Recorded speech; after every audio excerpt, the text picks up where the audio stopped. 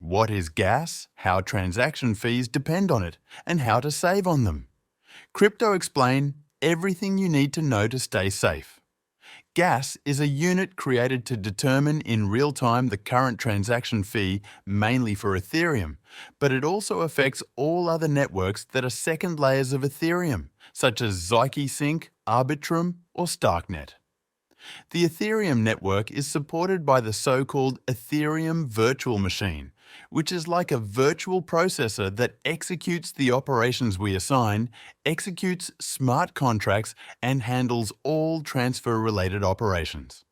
Schematically, it looks something like the picture. EVM has a built-in mechanism whose purpose is to regulate the fee levels to limit excessive consumption of computational power. Just as fuel powers engines, gas powers the operation of the EVM, and each operation we perform is associated with a specific fee rate, which is deducted from our wallet in exchange for executing the order. The principle is that in calm periods, fees are low, while during heavy network traffic, the costs associated with operations increase significantly, proportionally to the demand. Gas itself does not tell us how much we will pay for the transaction because, in addition to it, there is an additional unit called GWEI, and it's a similar situation to the Satoshi unit for Bitcoin. 1 GWEI is a fraction of the value of Ethereum specified to 9 decimal places. So, if 1 unit of Ethereum costs $4,000, then 1 GWEI will be 4 millionth of a dollar.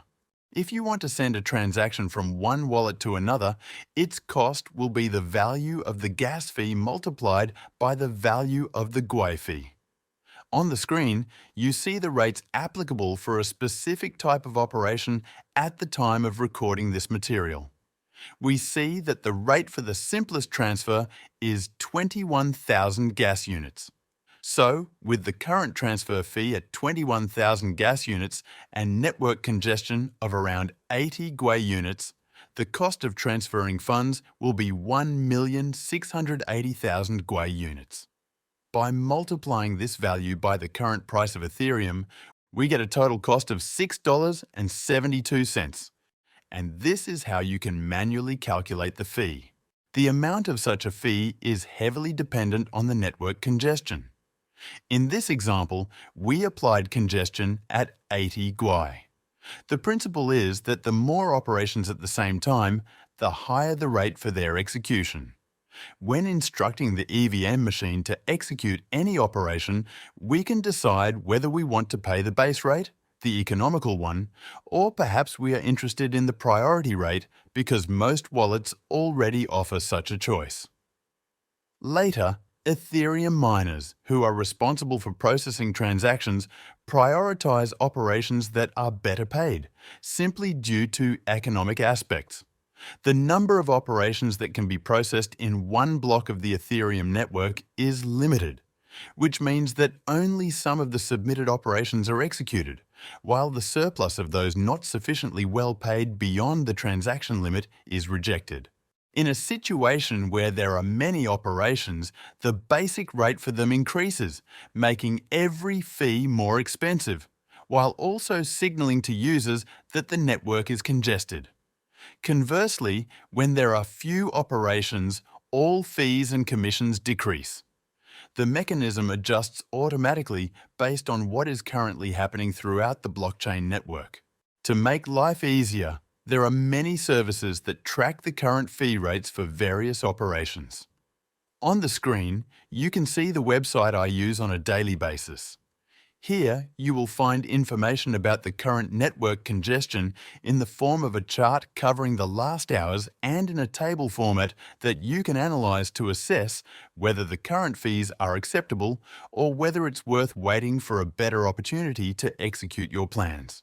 You can see that there are periods when the fee rate is really high and doing anything is terribly expensive, such as after the start of long-awaited mintings of well-promoted NFT collections, when everyone wants to get their token as quickly as possible, regardless of the cost, and during the launch of IDOs on decentralized platforms, when after the countdown ends, The depositing of funds becomes available and everyone tries to do it as quickly as possible. There are also moments when it's relatively cheap, like in this period, for example. You can find the link to this service below the recording. Another very important point is that if your operation sent for execution doesn't fit into the block and gets rejected, you still pay a fee for that transaction. Unfortunately, this is often the reason why a lot of our funds are simply wasted, because not only are Ethereum transactions not cheap, but sometimes we also end up paying for operations that need to be repeated. There is a way to permanently bypass this fee and save money, but I cover this topic in a separate course available on the Udemy platform. If you have a moment, take a look. Maybe you'll find something interesting for yourself. One way to reduce operational costs is to use the second layer of Ethereum, such as projects like Starknet or Arbitrum, about which I've recorded separate materials. They operate based on the Ethereum blockchain, but in a way that allows grouping transactions, thus saving on fees, which are significantly lower than on Ethereum itself.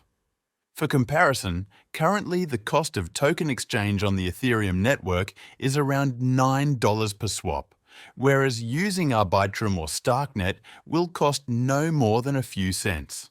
Especially now, with the recent update that has significantly reduced the costs associated with using second-layer solutions on Ethereum. Of course, some features and solutions we need may only be available on Ethereum, but for example, just for token transfers, it's much cheaper to use alternatives that are equally secure and fast.